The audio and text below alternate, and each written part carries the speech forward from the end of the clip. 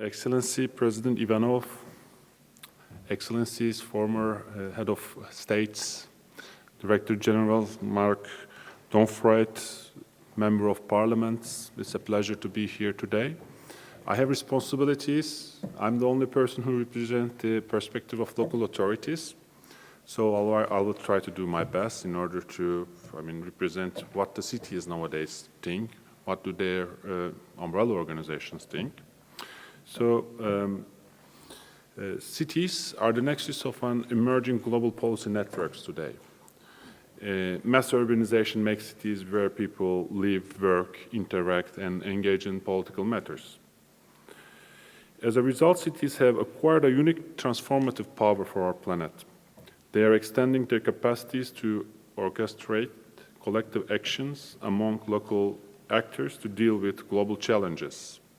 In this way, cities contribute to the progress of more inclusive, transparent, effective, and legitimate global governance. Municipalities, as the closest administrative unit to the citizens, they have significant institutional capacity and know-how. They are comparatively well-resourced institutions. They know how to manage financial resources to meet citizens' needs. They have human resources. They have ample expertise on providing services to the citizens. They have experience on accomplishing public projects. The level of trust to local governments is higher. Mayor and municipal assemblies are elected directly by the citizens, which give them the most precious legitimacy to lead and represent their communities. In the fight against global challenges, decisions are taken at the intergovernmental or the national level, but cities are the ones implementing them on the ground. Whether it is on climate, biodiversity, migration, etc., they are the implementing authority of all SDGs. As cities dealing with challenges at the front line, we see several intermediate layers of informal governance coming into play. Domains that are normally under the authority of national states now being scaled down informally to the level of local and regional governments. This doesn't mean that we need to throw away modern nation states that we made collectively out of so many struggles and wars. But we need to adapt the existing conditions by making new laws and regulations which empower cities. Therefore, it will be essential that states and international organizations reformulate the institutions of global governance by recognizing the merits of cities. In fact, this institutionalization is already happening. We are witnessing an evolution of rules, norms, and values that are reshaping the existing system of interactions and behavior. For example, the number of international city organizations raised over 200 in the last decade. This number was around 40, 45 in the 1980s. These cities network ranging from UCLG to ICLEI, Arlem, C40, and many more innovate on global challenges like climate actions, gender equality, migration, health, and security. Multilateralism is vital in helping our cities become resilient, inclusive, and sustainable. Local governments, their associations, and networks can help deliver on global agendas. Of course, if they are given a role and are included in tailored multilateral mechanisms. Recently, we saw a step forward on the inclusions of cities in our global governance system. March 2023, report on United Habitat titled A Sustainable Urban Future Through Inclusive and Effective Multilateralism powerfully stated that local actions is indispensable for global progress. Inclusive multilateralism would ensure our cities reach their full potential. Multilateralism must support cities to take large-scale actions on climate, advance access of affordable housing, and deliver the local initiatives needed to make SDGs a reality. In response, cities must support the multilateralism both locally and globally. To protect and promote inclusive multilateralism, there is a critical concept. We need strong democracy. But unfortunately, as expressed several times in this panel as well, we see that democracy becoming more fragile. Disinformation is a common tool to shape domestic and international opinion nowadays. Unfortunately, humans have weaknesses in decision-making. We tend to think we make our decision rationally, but in reality, we are deeply affected by our emotion, personality, prejudices, and biases. Furthermore, Nobel Prize laureate Daniel Kahneman scientifically documented systematic errors in thinking of ordinary people.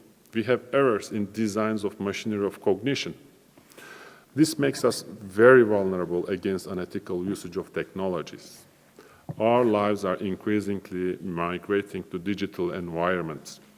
The computational psychologists, look at the term computational psychologists, now use artificial intelligence, machine learning models, and big data to understand, further nudge and manipulate voters and consumers' behavior.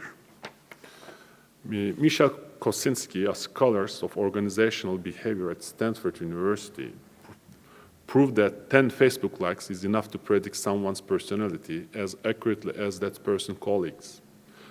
At 300 likes, algorithms can predict your future behavior with more accuracy than your spouse. These are very difficult challenges. Despite all these challenges, is democracy resilient enough? I mean, this is the questions which come to my mind. We need democratic innovations and transform our democracy from its current fragility to a robustness. In the face of these challenges, cities, with their agility, have the capacity to play a role for most needed transformation.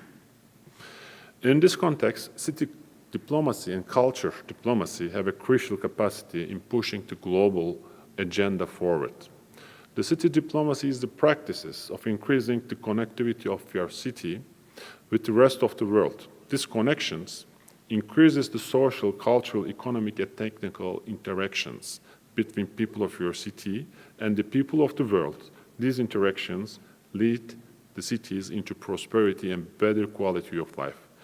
Based on this understanding, we work hard to link Izmir, my hometown, its people, and its ecosystem to global value chains and global cooperation networks. Izmir is a city of 4.5 million people, and it has 8,500 years of history. It has been home to many civilizations. The history of Izmir shows us how values of multilateralism, collaboration, consultation, inclusions, and solidarity could lead us to prosperity in its smaller scale. Historically, multi-ethnic, religiously diverse, and multilingual periods of the city has offered more opportunity and prosperity to its people. In this respect, Mayor Soyer dedicates important time and energy to city-level international cooperation. After his elections in 2019, Mayor Soyer immediately sent letters to mayors from all around Mediterranean to invite them for closer cooperations with Izmir. Since then, he took steps bringing Izmir to the center of international networks and initiatives. We assumed impactful international role, such as being a bureau member at the Congress in the Council of Europe. He is the Global Executive Committee member of ICLEI.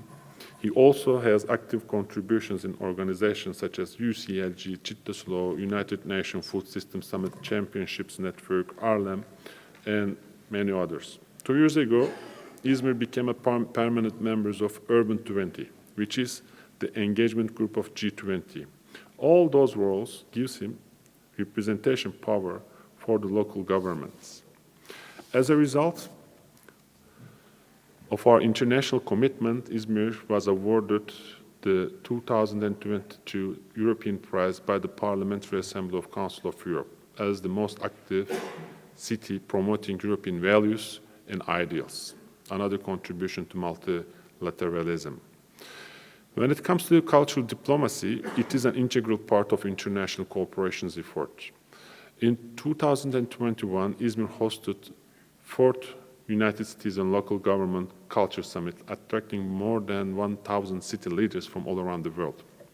The summit produced a significant output, namely the Izmir Declaration advocating for the role of culture in global sustainable development. SDGs, unfortunately, lack the culture as a priority. However, new multilateralism must take culture as a pivotal element. UCLG Culture Committee has been a powerful advocate for placing culture as the fourth pillar of sustainable development. In the summit, we contributed to this cause together with many cities from all around the world. During the summit, we announced our innovative concept called circular culture. Whatever we do in our lives, be it science, art, sports, or politics, it doesn't matter. Culture is present in all of them. Culture is the mortar that holds it all together. We believe we can build a future. We believe we cannot build a future without defining a culture in a different way. In sum, circular culture rises upon four pillars: harmony with nature, harmony with each other, harmony with the past, and harmony with change. Circular culture is about the holistic transformation, and this is how Mayor Sawyer administrates the city. When I'm coming into an end of my speech, I want to express that all the experiences we gain show us that cities of the world can lead effective transborder collaboration. What we need is a legal, formal, institutional, international structure that supports these endeavors. Such a structure will have to be very well designed because it will change the current opportunity and power balance. It will have to avoid create losers and aim at maximizing the effectiveness of global policy making. For this purpose, the world needs new international regulations and treaties that recognize cities as institutionalized global actors. The United Nations system requires reform starting from United Nations Habitat. The EU and financial institutions should address the issues decisively, just like G7 and G20 does. Like climate change or gender, urbanization must become a cross-cutting issues in all United Nations and multilateral organizations. For a better multilateralism, we should work to make cities a major level in international cooperation. Thank you.